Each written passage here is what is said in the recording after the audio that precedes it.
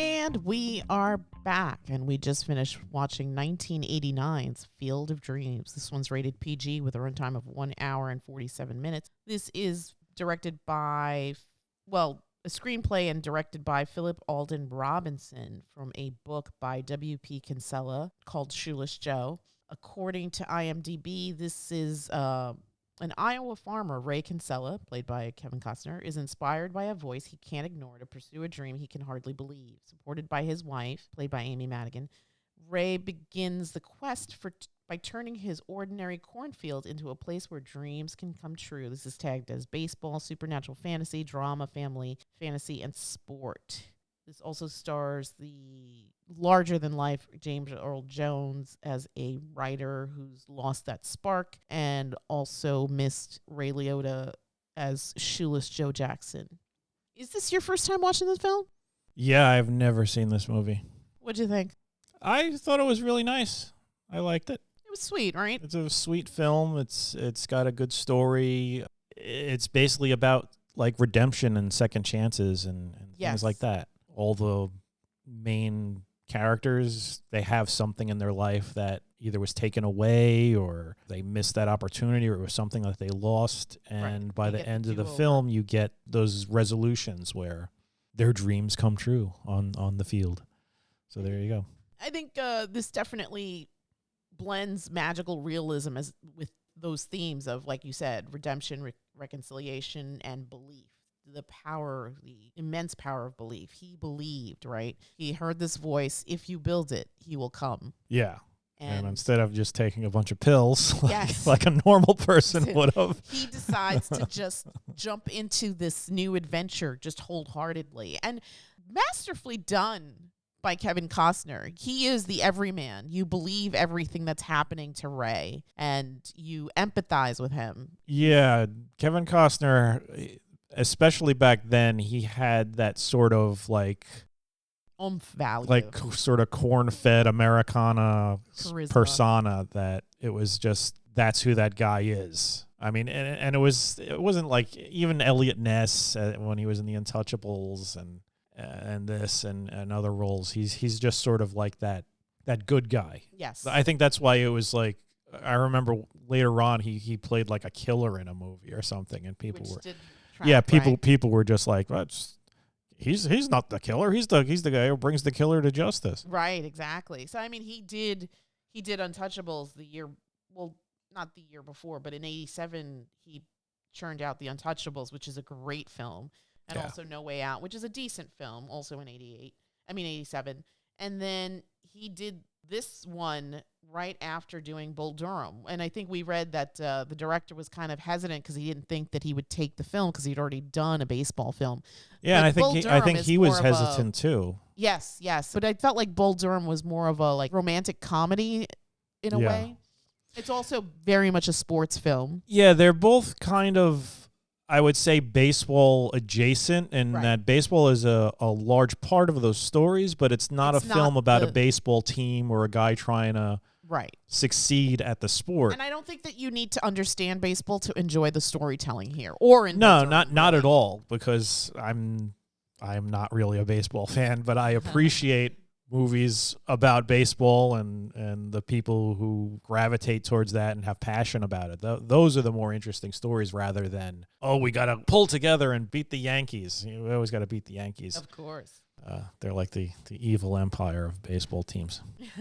So let's break it down. Ray builds this baseball field in his cornfield, which is the thing that brings money to the family. But because he has now done this crazy, extravagant thing, his livelihood and the livelihood of his family is in peril.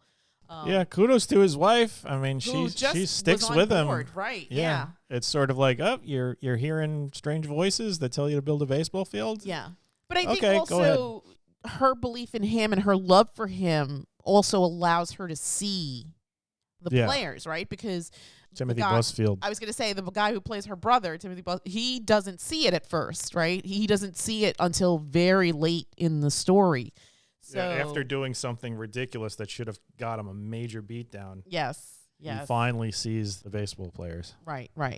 So I think it's important to highlight magical realism is part of this, because to your point, while it seems just completely out of the realm of sanity, he goes about solving this puzzle, this riddle, and not only changing his life, but changing the lives of other characters.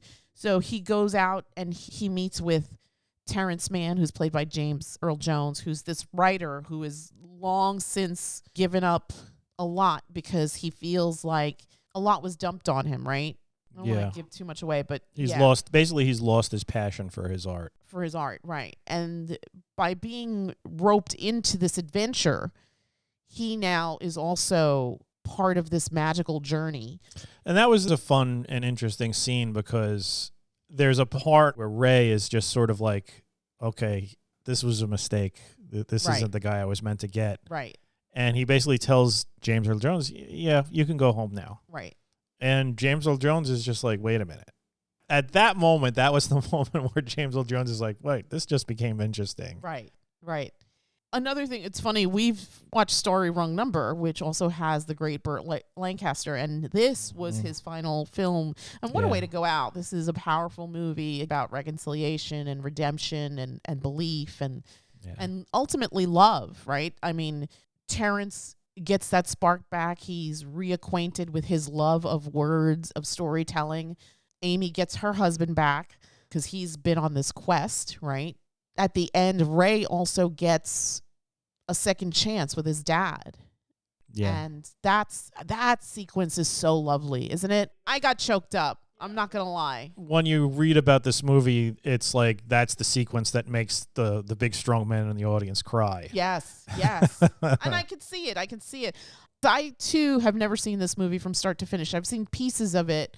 I don't think I saw this in the theater. I remember seeing Bull Durham, but I think I was baseballed out by the time this came out. Although this did phenomenally well. It didn't need my money to do well. It got nominated for Best Picture. Yes, among other things. Best Picture, Adapted Screenplay, and Original Score. However, as we were watching it, I was curious how they were going to get Moonlight Graham into the story because by the time Terence and Ray get there, he's gone. He's passed. Yeah.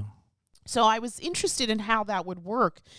But it's done in an especially beautiful way that doesn't take away from my enjoyment of the film. Sometimes we'll sit there and we're just so jaded and just extra. We're just like, no, that's stupid. That would never work. But here, there's just this quiet beauty about this film and the story itself. It's very powerful. And, I mean, Burt Lancaster, just one of the greats, right? I mean, we've seen Elmer Gantry, From Here to Eternity. Like I said, we just saw Sorry, Wrong Number. What a fantastic, fantastic actor. And to this be his swan song, this be the last film on his resume is just also fitting, right? Because there's so much here. It's about second chances and love and even Americana, right? Just like it encompasses so much memory, longing, just... And it's not just a sports film. I mean, sports plays an integral part of the storytelling, but you don't need to know baseball to really understand and really like this film. I can't imagine anyone dislikes this film.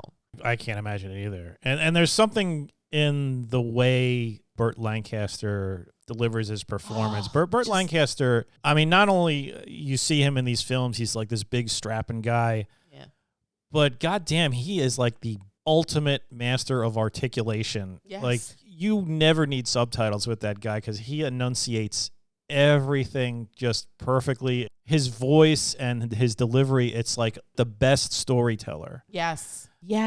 And he had that voice, right? It was That's what I mean. Iconic. The timbre of his voice and just the way, I'm not joking, he is just the master of enunciation. Every word is said perfectly and with feeling. When he first encounters Moonlight in the drugstore, where it's sort of like it's almost like he goes back in time. Yes.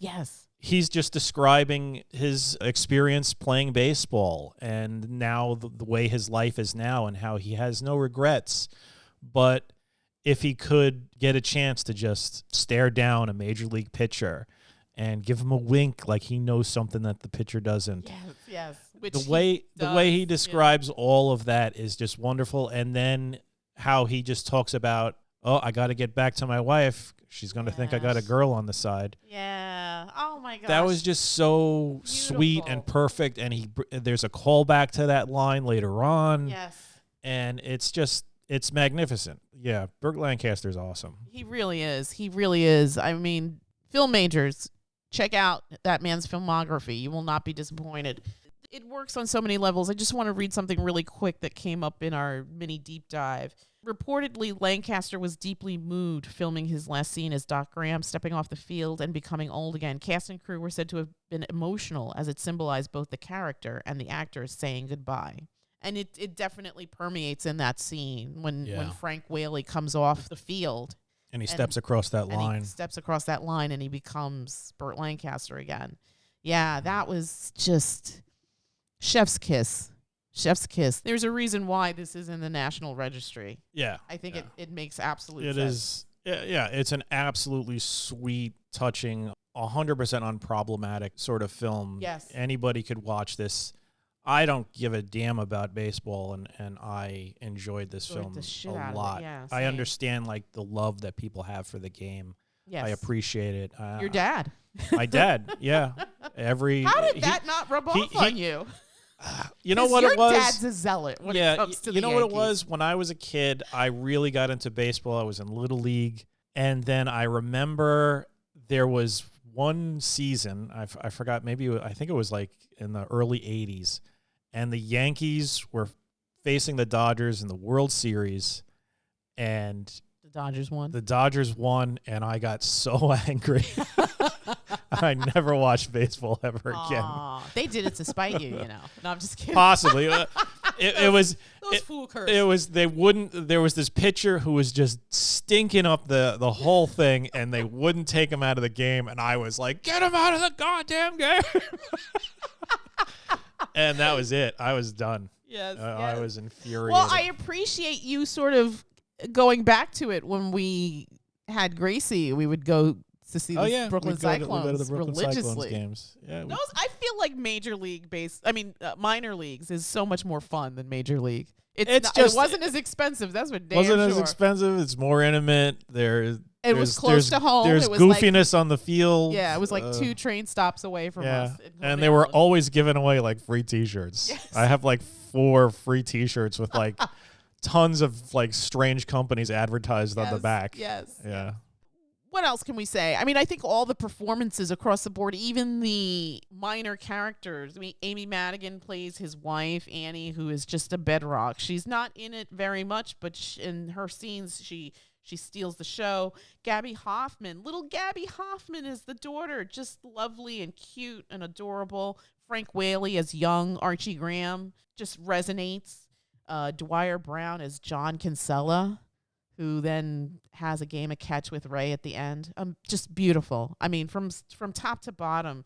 I don't know. We're not fans of Timothy Busfield in this house, but he's decent as Mark. And I felt like he's good at playing. He's good at playing annoying characters. Yes. That's Timothy Busfield's magic, especially if he has that facial hair. Yes. There's something about the facial hair that just sort of notches his douchiness up. Oh, just a tad. Quite a yes, bit, yeah. Agreed. I also want to highlight sort of, maybe it was in the middle, I can't remember now, but when they go to the PTA meeting where they're talking about banning books. Yeah. What did you think of that scene? It is. It's Annie's scene. It's so like prescient of today's times. Of things to come. Yes. Yeah. It's people who are just, they're going to get bent out of shape over nonsense. Yes. And somehow that nonsense becomes the focal point to the point where they just ignore everything else that genuinely affects their lives. Right. As opposed to something that somebody might find in a school library. Yeah. Somehow becomes paramount when the fact that the teacher doesn't have enough money for basic school living needs. Yeah. Or basic living needs. They have to take a second job just to supplement their income. Right. So there's more important things to focus on, folks. And the thing that's we're preaching now. Preach. But your kid's going to find stuff. Yeah. Your kid's going to see stuff. And the more you deter them, the more they're going to look for it. Yeah, and when they find it, guess what? They're not going to tell you about it. Exactly. Because we were those kids. Yeah, and then guess what? Then they form their own opinions about, oh, well, this is normal. Yeah. To the point where now it's sort of like you're listening to people talking, young people talking, and it's just like, oh, yeah, choking each other during sex is totally normal. Normal, yes, like, yes. What? When the hell did that happen? I don't know. Okay. Yeah. And I think this is why we decided to raise our kids way differently than how we were raised, because we don't want secrets. We want to be honest with our kids. I know my kid's going to see people cursing. I know my kid is going to look around and see mentions of sex and homosexuality and things like that. And I would rather guide them than have them form some bizarre opinion that they got from some YouTube idiot channel. or YouTube channel or some random forum post. Yeah, agreed. And I think this film, too, is a great segue if families want to watch it and have open dialogue about sacrifice and compromise and love and redemption and second chances. I think this is a great springboard to have those conversations. And if you want to put that out into the ether, we always found storytelling and delving into the stories as a way of talking about issues in our house. And I think it's a great way to do conversation. Yeah. I mean, that's how it was done from time immemorial. We are a species that relayed history through stories, relayed lessons through stories. Right. All the little fables. It's on the wall paintings from caveman times. All the little fables that children grew up with for hundreds and hundreds of years, they were supposed to teach lessons. Yeah. Little Red Riding Hood is about there's lessons in there, and Hansel and Gretel and all that other stuff. Right. And movies today. I mean, obviously, if you're watching a film and you think that it's giving the wrong message, talk about it. Yeah, or change the channel, or just talk about it. Don't ignore it. Just talk about it. Right. Say, oh, I don't really agree with the message there. Or, yes, that is true. I've had experiences like this. Right. And talk to your kids. All right. Funny we're saying this on a review where the kids aren't present. Yeah, but they know our parenting. Yeah, we're not saying anything. They're sick of it. Yeah. Maybe we're too forthcoming with them actually at times. Yeah. Or at least I am. I know the kids roll their eyes when I'm talking about certain things. Oh, I roll my eyes when you're talking about certain things. Enough of you. 1 to 10. What are you going to give this? I would give this film a 9. Yeah. You know what? That's my number 2. This is an excellent movie. Yeah. It's from start to finish. The storytelling is compelling. The actors are all just firing on all cylinders. This is I think the beginning of Keivn Costner's sort of popularity as a leading man. And I think he carries it well. You see him, you believe in him, you're rooting for Ray, you want him to succeed on his little side quest here and just bring it all together. And at the end, everything wraps up nicely and beautifully. And it's such a beautiful film. It's funny. We probably should have posted this for 4th of July because it feels like this is the best of America. Yeah. What's happening now is not.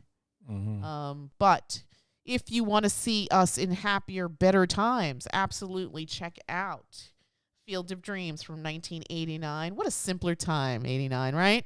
Yeah. And why don't you tell us about your life in 1989 in the comments after liking and subscribing? Yes, please do. Give us your thoughts on Field of Dreams. Yes, please. And this film, again, is PG. You can watch it with your children. You can watch it with your parents. You can watch it with a sibling. You can watch it with a friend. This is not in any way, shape, form going to create more familial tensions. If anything, maybe it'll even unify the family. We caught this on Turner. We've been hitting Turner hard lately, but it is available currently on Netflix, but also to buy and rent on Prime Video. If you haven't seen it, absolutely do yourself a favor and check out Field of Dreams. And before we wrap up, just really quickly, something that you highlighted that I forgot to mention. The Oscar nominations for this film, there were 3. It was nominated for Best Picture, Best Adapted Screenplay, and Best Original Score by James Horner. This lost out to Driving Miss Daisy, which I don't know, in hindsight, I don't know if that was a better film. However, that was a tough year. You had Born on the 4th of July by Oliver Stone, Dead Poets Society by Peter Weir, Field of Dreams, Philip Alden Robinson, My Left Foot by Jim Sheridan, and of course the winner, Driving Miss Daisy by Bruce Beresford. Yeah, strong year for movies. Strong year for movies. Definitely. Interesting. It didn't rack up any of the acting nominations, unfortunately. It would have been nice to have seen Burt Lancaster get something even for supporting actor, but that went to Denzel Washington. I think that was his first win for Glory. But yeah, interesting year. Year. This is Oscar race 1990 for the films of 89, and unfortunately it was shut out. That's too bad because it's a lovely film. It's a lovely, lovely film. Do yourself a favor and check out Philip Alden Robinson's Field of Dreams. You won't regret it. And with that, we will bid you all a good night. Good night.